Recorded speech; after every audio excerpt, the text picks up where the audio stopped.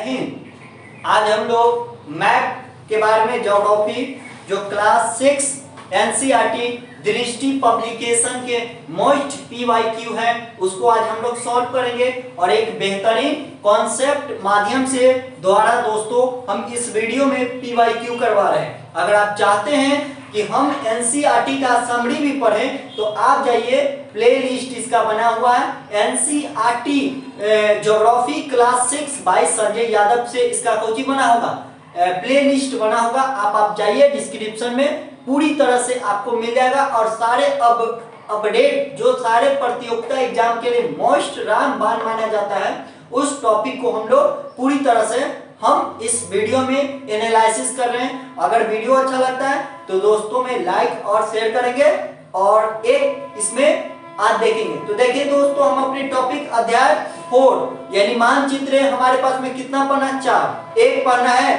भौतिक मानचित्र, एक राजनीति मानचित्र, एक थेमेटिकल मानचित्र।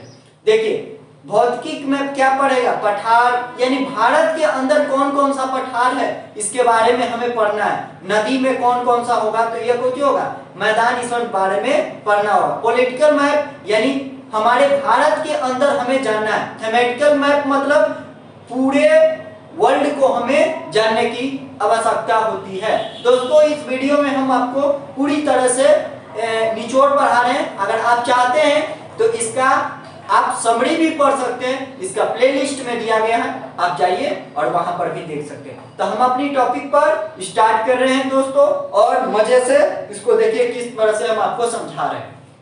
देखिए भौतिक मानचित्र यानी भौतिक मैप, फिजिकल मैप को निम्नलिखित में से कौन सही है।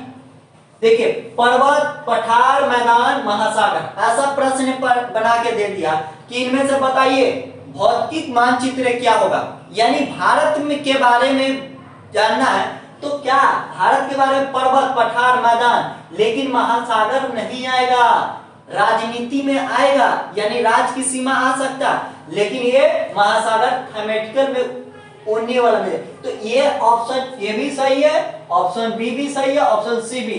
तो ऑप्शन कौन होगा, ऑप्शन ए होगा। यानी ये भी कुछ है भौतिक मानचित्र है, ये भी भौतिक मानचित्र है, ये भी भौतिक मानचित्र है और ये बिल्कुल नहीं है। तो आपको ये समझ में आ चुका होगा कि ऑप्शन इसका ए करेक्ट हो सकती है। अगर आप चाहते हैं तो आप पहले जाइए, उसको प्लेलिस्ट में जाइए और उसके बाद समरी को भी देखिए, मोस्ट इंपोर्टेंट क्वेश्चन माना जाता है। सेकेंड क्वेश्चन देखते हैं दोस्तों कि राज्य, नगर, शहर तथा गांव विश्व में देशों के, राज्यों के और सीमाओं को मैप में क्या से दर्शाते हैं। ऑब्जेक्टिव में आपके पास में पूछ देगा, अगर आप वनडे एग्जाम की तैयारी कर रहे हैं तो उस परिस्थिति में आपसे पास में पूछा जा सकता है कि बताइए राज्य की सीमा और विश्व की विभिन्न राज्यों की जानकारी हमें कैसे ले सकते हैं। इन पॉइंटों पर भी था। तो राज्य की सीमा हम कहां से लगा सकते हैं, थेमेटिकल, ये तो भौतिक मैप मतलब कुछ होगा, पर्वत श्रृंखला थेमेटिकल वर्ल्ड मैप यानी राजनीति मैप, यानी राजनीति मैप में हमें पता चल सकता है किसी राज्य की सीमा यानी 28 राज्य और 6 केंद्र शासित प्रदेश को अगर हमको जानना है तो कौन सा मैप हमको पढ़ना पड़ेगा। यानी हमारे भारत को अगर हमको जानना है मैप में तो हमारे पास में पॉलिटिकल मैप जिसे राजनीति मैप में हमें उसमें पढ़ना होगा दोस्तों। तो आपको समझ में आ चुका होगा कि थेमेटिकल मैप पॉलिटिकल मैप मानचित्र यानी मैप क्या चीज पे आधारित है। तो अगर वीडियो अच्छा लगे तो लाइक और शेयर करेंगे, दोस्तों में भी शेयर करेंगे और मोस्ट इंपोर्टेंट क्वेश्चन माना जाता है। अब देखिए थेमेटिकल मैप किसे शामिल है, यानी आपसे ऑब्जेक्टिव पे पूछा थेमेटिकल मैप यानी सड़क कोची पर बारे में जानकारी है थेमेटिकल, वर्षा भी कोची देगा थेमेटिकल मैप, वन उद्योग का वितरण भी शामिल होगा यानी ऑप्शन ये कोच होगा 1 2 3 यानी तीनों इसमें सही होगा। थेमेटिकल मैप सड़क, वर्षा, वन के बारे में कहां वर्षा होगी ये थेमेटिकल मैप में जानने की मोस्ट इंपोर्टेंट पॉइंट होती है।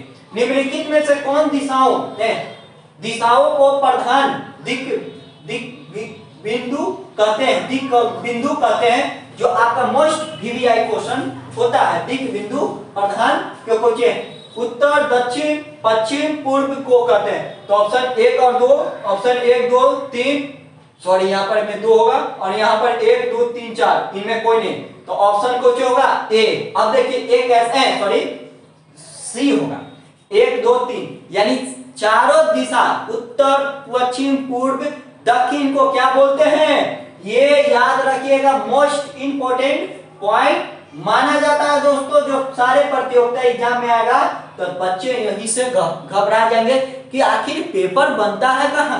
पेपर तो एनसीईआरटी से बनता है, लेकिन पढ़ने के नजरिया बदलना पड़ेगा, सभी को सहयोग के ही आगे बढ़ा जा सकता है। अब नेक्स्ट पॉइंट हमारे पास में क्या है कि निम्नलिखित में रूट, ये एनसीईआरटी में दिया गया है, हम कुछ नहीं, हम अपने से कैलकुलेट किए हैं एनसीईआरटी में और दृष्टि पब्लिकेशन में इसका मोस्ट इंपोर्टेंट था तो हम आपको बताए हैं।